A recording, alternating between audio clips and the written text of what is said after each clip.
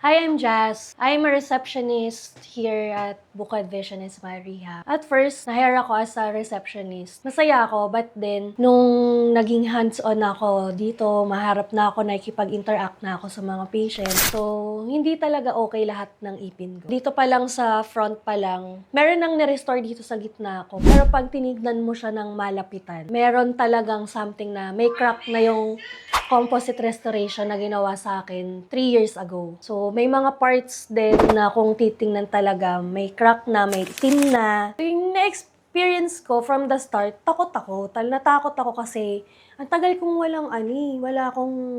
di ko na talaga naalagaan yung ipin ko. Itong part na to, yung nakita mo sa araw, ito yung kasira mo. Pag pinunot siya, medyo specialist.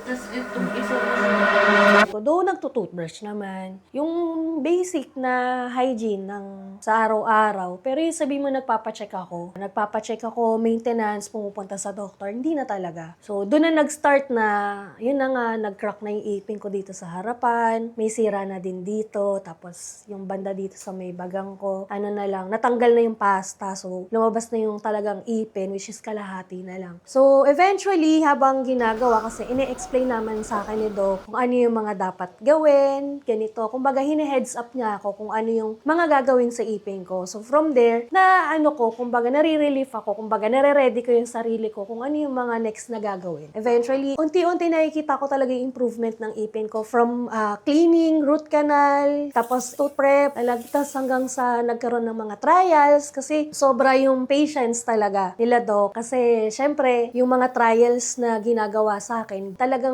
yung patience nila, syempre, gagawin na naman. Ipiprint ulit ng panibagong trial, ipiprint ulit yung crowns ko. So, open sila kung may nararamdaman kang hindi okay. Ginawa nila, pinrint talaga nila yung crowns na gusto ko, yung komportable ako. Hindi siya mukhang crowns, mukha siyang natural. After nun, nagulat ako na nagkaroon ako ng crowns na hindi ko nga maisip na crowns to. Kasi parang natural lang. Parang nabalik lang yung dati kong ipin, pero mas pinaganda. Ayun, so, Doc Sly, Doc Karina, tsaka po sa mga dentist dito sa Bukad Vision and Smile Rehab, mga hygienists and all the staff of Bukad Vision and Smile Rehab, sobrang thank you sa patients ninyo, sa lahat ng tulong na binigay ninyo sa akin. Sobrang saya ko na dito ko pala ma-experience yung talagang happiness inside and out. Sobrang komportable ko na everyday makipag-communicate, lalo na sa work ko dito, mas na-feel ko yung trabaho ko as a receptionist na makipag-interact sa mga patients. Sobrang salamat sa lahat.